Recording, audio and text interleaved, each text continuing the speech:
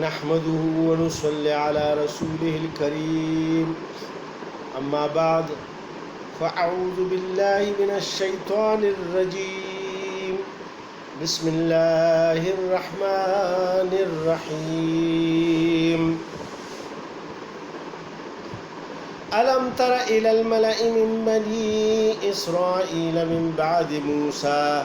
إذ قالوا لنبي له مبعث لنا ملكا نقاتل في سبيل الله قال هل عسيتم إن كتب عليكم القتال ألا تقاتلوا قالوا وما لنا ألا نقاتل في سبيل الله وقد أخرجنا من ديارنا وأبنائنا فلما كتب عليهم القتال تولوا إلا قليلا منهم والله عليم بالظالمين وقال لهم نبيهم إن الله قد بعث لكم طالوت ملكا قالوا أنى يكون له الملك علينا ونحن أحق بالملك منه ولم يؤت سعة من المال قال إن الله اصطفاه عليكم وزاده بسطة في العلم والجسم والله يؤتي ملكه من يشاء والله واسع عليم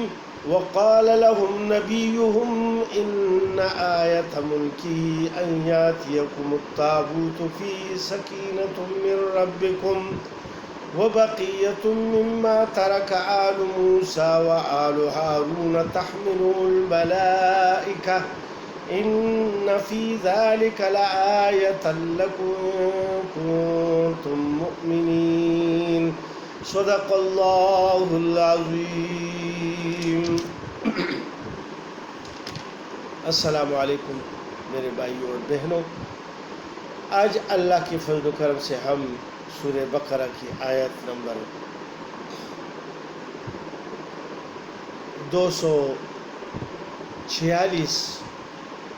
سے لے کے 248 تک کا ترجمہ اور تفسیر بیان کریں گے۔ اللہ پاک مجھے صحیح بیان کرنے اور پھر عمل کی توفیق عطا فرمائے اور آپ کو بھی۔ اس میں اللہ سبحانہ و تعالیٰ، اس پہلی آیت میں اللہ سبحانہ و تعالیٰ نے بنی اسرائیل کے ایک قوم کی طرف اشارہ فرمایا کہ ان کو اپنے وطن سے نکالا گیا تھا اور وہ باہر یعنی دوسرے ملک میں کہیں جا کر بس گئے تھے۔ پھر ان میں اللہ پاک نے ایک پیغمبر بھیجا، حضرت شمویل علیہ السلام، انہی کا ذکر آتا ہے۔ وہ بھیج دیا تو وہ وعظ اور نصیحت روزانہ کیا کرتے تھے۔ پہلے تو جب پیغمبر آتا ہے تو اللہ سبحانہ و تعالیٰ کی وحدانیت کی طرف لوگوں کو بلاتے ہیں، پھر ان کے یعنی عملوں میں جو نقصان آیا ہوا ہوتا ہے، یعنی مسلمان جس طرح آج کل مسلمان ہیں اور پھر ان میں مختلف قسم کی بیماریاں پھیل جاتی ہے، عقائد کے لحاظ سے، عملوں کے لحاظ سے، اللہ کے احکامات میں کمی کرتے رہتے ہیں اور اس کا وبال یہ ہوتا ہے کہ کبھی ان پر عذاب آتے ہیں مختلف قسم کے، کبھی دشمن مسلط اللہ پاک فرما دیتے ہیں اور اس کی وجہ سے ذلیل و خوار کر دیتے ہیں،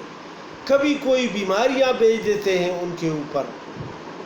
تو اس کی وجہ سے ان کی بہت اموات ہو جاتی ہیں اور بہت یعنی ان میں بیماریاں پھیل جاتی ہیں اور اپنے آپ پر وہ بس ہر وقت لگے رہتے ہیں اور اپنی فکر میں اور معاش کا اور سب چیزوں کا وہ یعنی اس سے وہ بہت زیادہ ذلیل ہو جاتے ہیں۔ کبھی زلزلے آتے ہیں، سیلاب آتے ہیں، طوفان آتے ہیں، یہ اللہ کی طرف سے یاد دہانی ہوتی ہے لیکن جو لوگ یعنی صحیح ایمان والے لوگ ہوتے ہیں وہ سمجھ جاتے ہیں کہ اللہ کا یہ عذاب ہے، لہٰذا پھر وہ اپنے اعمال میں تصحیح کر لیتے ہیں کہ یار ہمارے اعمال میں کچھ خرابی آ گئی ہے، لہٰذا اس وجہ سے یہ ہمارے اوپر یہ عذاب ہے۔ وہ توبہ استغفار میں لگ جاتے ہیں اور اللہ سبحانہ و تعالیٰ سے پھر معافی مانگتے ہیں، اللہ کی طرف رجوع کر لیتے ہیں، تو اللہ سبحانہ و تعالیٰ وہ عذاب ان سے اٹھا لیتے ہیں۔ لہذا پیغمبر جب آ گئے پھر ان کو وعظ نصیحت شروع کی، ان کی جو کمی کوتاہیاں تھی وہ یاد کر دی، اور پھر ان کو یہ ہدایت کر دی کہ یعنی تم اپنے وطن بھی واپس جا سکتے ہو لیکن اللہ کے احکامات کو پورا کرنا ہوگا۔ تو یہ لوگ جو تھے اپنے نبی کے پاس پھر آ گئے اور پھر کہا کہ ہم اپنے وطن کو واپس لینا چاہتے ہیں۔ تو پیغمبر نے بتا دیا کہ وہ تو ایسے نہیں آپ کو ملے گا وطن کے جا کے بس وہ دشمن لوگ جو تمہارے اوپر غالب آ گئے تھے اور وہ وہاں اب مسلط ہیں اور انہوں نے بادشاہت قائم کی ہوئی ہے، آرڈر قائم کیے ہوئے ہیں، مختلف ان کا فوج ہے، لہذا ایسے تو تمہیں وہ واپس نہیں ملے گا وطن۔ اس کے لیے تو پھر جہاد کرنا ہوگا، لڑنا ہوگا۔ تو اسی کا ذکر ہے۔ اللہ سبحانہ و تعالیٰ فرماتے ہیں، اب اللہ کے کلام کو سنتے ہیں۔ الم تر الی الملأ من بنی اسرائیل من بعد موسیٰ، کیا نہ دیکھا آپ نے ایک جماعت بنی اسرائیل کو موسیٰ علیہ السلام کے بعد، اذ قالوا لنبی لہم ابعث لنا ملکا، جب انہوں نے کہا اپنے نبی سے کہ مقرر کر دو ہمارے لیے ایک بادشاہ، نقاتل فی سبیل اللہ، تاکہ ہم لڑیں اللہ کی راہ میں۔ یہ ضروری نہیں ہے کہ ہر پیغمبر یعنی ساتھ بادشاہت بھی کرے۔ ہاں، جس کو اللہ سبحانہ و تعالیٰ نے، جس طرح حضرت داؤد علیہ السلام کو اللہ پاک نے بادشاہت بھی عطا فرمائی اور نبوت بھی عطا فرمائی، پھر حضرت سلیمان علیہ السلام کو بھی اس طرح فرما دیا، بادشاہت بھی عطا فرما دی اور نبوت بھی عطا فرما دی، اور ہمارے نبی پاک صلی اللہ علیہ وآلہ وسلم کو بھی اللہ پاک نے یعنی نبوت اور رسالت بھی عطا فرمائی اور پھر اس کے ساتھ بادشاہت بھی عطا فرمائی۔ لیکن اس وقت انہوں نے بادشاہ کے لیے مطالبہ کر دیا، تو اللہ کی حکمت ہے، ان کی دل میں بھی یہی بات آئی جو اللہ کو منظور ہوتا ہے، لہٰذا اس نے بھی تو یہ نہیں کہا کہ میں تو تمہارا بادشاہ بھی ہوں اور تمہارا پیغمبر بھی ہوں، لہٰذا تم کیوں بادشاہ کا مطالبہ کرتے ہو، لیکن اس نے یہ نہیں کہا۔ لہٰذا جو اللہ کو منظور ہوتا ہے اور اللہ کا جو حکم ہوتا ہے اس کو ماننا پڑتا ہے، لہٰذا اس نبی کو بھی شاید اللہ کا یہ حکم نہ ہو کہ تم ان کے اوپر بادشاہت کرو، لہٰذا ان کو جو نبوت کا عہدہ دیا گیا تھا وہ اپنا نبھا رہے تھے، لہٰذا انہوں نے اس کے یعنی اپنے نبی سے درخواست کی کہ ہمارے لیے کوئی بادشاہ مقرر کر دے۔ تو بادشاہ کس لیے مقرر کر دے، یعنی اذ قالوا لنبی لہم ابعث لنا ملکا، جب انہوں نے کہا اپنے نبی سے مقرر کر دو ہمارے لیے ایک بادشاہ، نقاتل فی سبیل اللہ، تاکہ ہم لڑیں اللہ کی راہ میں، یعنی اس کی سرکردگی میں ہم ایک ہو کر فوج کی شکل میں یعنی پھر اب مقابلہ کریں گے اور اپنے وطن کو آزاد کریں گے اور دشمن کو بھگائیں گے، لہٰذا ہمارے لیے بادشاہ مقرر کر دیں۔ قال هل عصیتم ان کتب علیکم القتال الا تقاتلوا، پیغمبر نے کہا کیا تم سے یہ بھی توقع ہے کہ اگر حکم ہو تم کو لڑائی کا تو تم اس وقت نہ لڑو، یعنی جہاد کے لیے حکم دیا جائے تو تم جہاد پھر نہ کرو۔ قالوا وما لنا الا نقاتل فی سبیل اللہ، وہ بولے ہم کو کیا ہوا کہ ہم نہ لڑیں اللہ کی راہ میں، یعنی جہاد نہ کریں، وقد اخرجنا من دیارنا وابنائنا، اور ہم تو نکال دیے گئے اپنے گھروں سے اور ہمارے بیٹوں سمیت، یعنی ہمارے اولاد کو بھی نکالا، ہم کو بھی نکالا، اور ہم اس پر مجبور ہو گئے کہ اپنے وطن کو چھوڑ کر ہم ادھر آئے ہوئے ہیں، پرائے وطن میں رہ رہے ہیں۔ پھر اللہ پاک فرماتے ہیں فلم، یعنی اس نے یہ خدشہ ظاہر کر دیا کہ اگر تمہارے اوپر جہاد فرض کر دیا جائے، ایسا نہ ہو کہ پھر تم انکار کر دو، یہ تو بہت مشکل کام ہے دشمن سے لڑنا، اس میں تمہیں یعنی شہادت بھی حاصل ہوگی اور اس میں موتیں واقع ہوگی، لہٰذا قتل و غارت گری ہوتی ہے جھگڑا تو اللہ انہوں نے کہا کہ ہم کیوں نہیں کریں گے،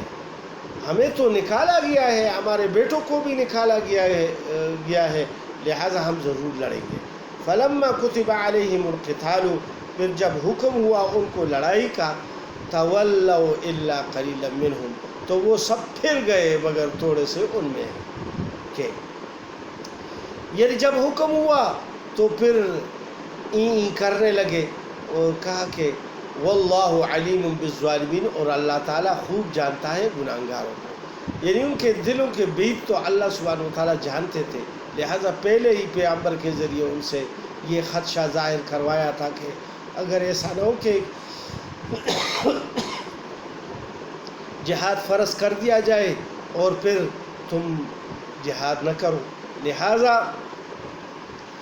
اللہ سبحانہ و تعالیٰ نے پھر پہلے خدشہ ظاہر کر دیا تھا، لیکن انہوں نے کہا کہ نہیں ہم لڑیں گے، لیکن جب پھر حکم ہوا تو بہت سارے پیچھے ہٹ گئے۔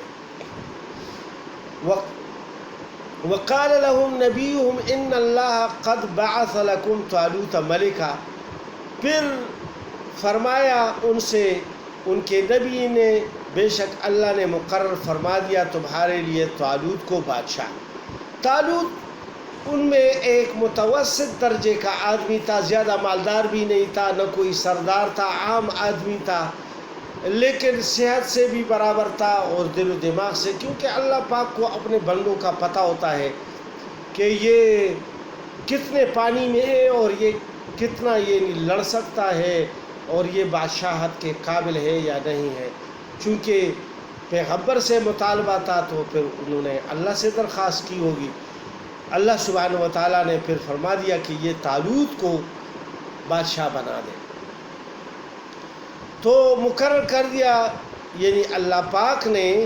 تمہارے لیے طالوت کو بادشاہ۔ قالوا، تو کہنے لگے یہ انا یکون لہ الملک علینا، کیوں کر ہو سکتی ہے اس کو حکومت ہم پر، ونحن احق بالملک، اور ہم زیادہ مستحق ہیں سلطنت کے، منہ اس سے، ولم یؤت سعۃ من المال، اور اس کو نہیں ملی کشائش مال میں۔ وہ یہ سمجھ رہے تھے کہ ہم میں سے کوئی ہمارا سردار جو بڑے بڑے لوگ ہیں ان میں سے کسی کو یہ مقرر فرما دیں گے، لیکن ہر بات میں تو اللہ کی حکمت ہوتی ہے کہ یہ اگر اس بات کو بھی اللہ اور پیغمبر کی نہ مانے کہ جو مقرر ہم کر دے اور یہ اس میں چھو چھڑا کرے تو پھر آگے یہ لڑائیاں کیا کریں گے، لہٰذا اللہ پاک نے ایک متوسط آدمی کو، عام آدمی کو مقرر فرما دیا، تو انہوں نے اس پر بھی اعتراض کر دیا کہ اس کو نہ تو مال دیا گیا ہے، نہ یہ مالدار ہے، نہ کوئی مال والا دولت والا ہے، نہ کوئی سردار ہے، لہٰذا ان کو ہم کیسے تسلیم کر لیں، ہم زیادہ حقدار ہیں، ہم میں سے کسی کو کر دیں۔ لہٰذا اللہ پاک نے فرمایا قال ان اللہ اصطفاہ علیکم، پیغمبر نے کہا بے شک اللہ نے پسند فرمایا ہے اس کو تم پر، یعنی تم سب میں سے یہ بہتر ہے اللہ کے نزدیک، وزادہ بسطۃ فی العلم والجسم، اور زیادہ فراخی دی اس کو علم اور جسم میں، یعنی اللہ کو چونکہ پوشیدہ چیزیں، طاقت، قوت،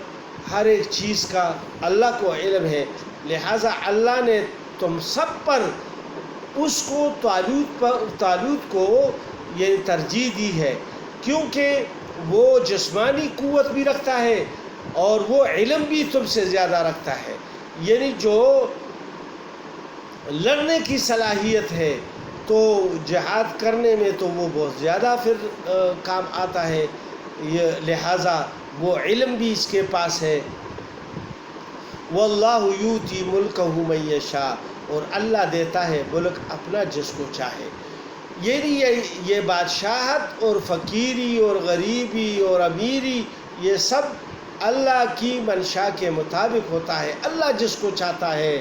اس کو مل جاتا ہے، لہذا یہ اللہ کی مرضی ہے، اس کو مان لو۔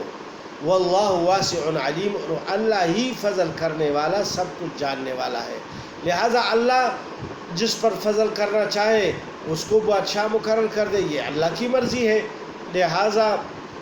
اور پوشیدہ باتیں اللہ سبحانہ و تعالیٰ کو سب معلوم ہے، لہذا اس کے اندر جو خوبیاں ہیں وہ اللہ کو معلوم ہے، لہذا اس کو اللہ پاک نے مقرر فرما دیا۔ وقال لهم نبیہم، اور کہا بنی اسرائیل سے ان کے نبی نے، ان آیۃ ملکہ ان یأتیکم التابوت، کہ طالوت کی سلطنت کی نشانی یہ ہے کہ آوے تمہارے پاس ایک صندوق، فیہ سکینۃ من ربکم، کہ جس میں تسلی خاطر ہے تمہارے رب کی طرف سے، وبقیۃ مما ترک آل موسیٰ، اور کچھ بچی ہوئی چیزیں ہیں ان میں سے جو چھوڑ گئی تھی موسیٰ علیہ السلام، وآل ہارون، اور ہارون علیہ السلام کی اولاد، تحملہ الملائکہ، اٹھا لائیں گے اس صندوق کو فرشتے، ان فی ذلک لآیۃ لکم، بے شک اس میں پوری نشانی ہے تمہارے واسطے، ان کنتم مؤمنین، اگر تم یقین رکھتے ہو۔ اللہ پاک نے نشانی کے طور پر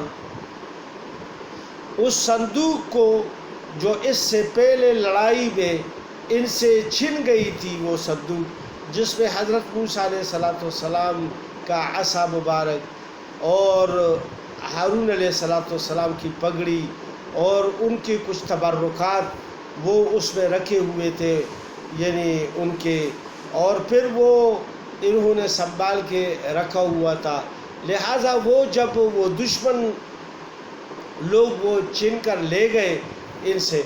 تو اللہ پاک نے اس کے ذریعے سے ان کے اوپر وبا بھیج دیا، تو وہ صندوق، ان کو پتہ چلا کہ یہ صندوق اس شہر میں ہے، لہٰذا اس کو دوسرے شہر میں منتقل کر دو، شاید اس کی وجہ سے ہمارے اوپر عذاب آیا ہو، لہٰذا وہ دوسرے شہر میں منتقل کر دیا، تو اس میں بھی وبا پھیل گیا۔ اسی طرح انہوں نے 4 5 6 شہروں میں اس کو لے گئے، لہٰذا وہ سب شہر وبا سے یعنی بری طرح متاثر ہوئے، لہٰذا ان کے دل میں اللہ پاک نے یہ بات ڈال دی، چونکہ اللہ پاک نے اب ایک کام کرنا تھا، لہٰذا انہوں نے اس صندوق کو ایک بیل گاڑی میں رکھ کر یعنی اس کو اس طرح چھوڑ دیا۔ اللہ پاک نے فرشتوں کو بھیج دیا اور وہ اس کو ہانکتے ہوئے ان کی طرف لے آئے، لہٰذا پیغمبر نے ان کو بتا دیا کہ وہ صندوق تمہارے پاس اللہ کے فرشتے لائیں گے، اور وہ یہ اس کی نشانی ہے اس کی بادشاہت کی کہ تم اس کی بادشاہت کو مان لو۔ لہٰذا جب وہ صندوق آ گیا تو پھر ان کو تسلی ہو گئی کہ یہ صندوق تو ہمیں مل گیا، اور یہ ہمارے نبی ہمیں سچ بول رہے ہیں کہ یہ اللہ کا حکم ہے، اور طالوت ہمارے لیے بادشاہ مقرر ہوئے، لہٰذا اس کو مان گئے اور پھر اس کو تسلیم کر لیا کہ یہ ہمارا بادشاہ ہوگا۔ لہٰذا اگلی آیاتوں میں پھر اللہ سبحانہ و تعالیٰ پھر طالوت کے اور جالوت کے جو مقاتلہ ہوا ہے، جنگ ہوئی ہے، اس کا ذکر فرمائیں گے، وہ انشاءاللہ اگلی درس میں پھر اس کا ذکر آئے گا۔ السلام علیکم ورحمۃ اللہ وبرکاتہ۔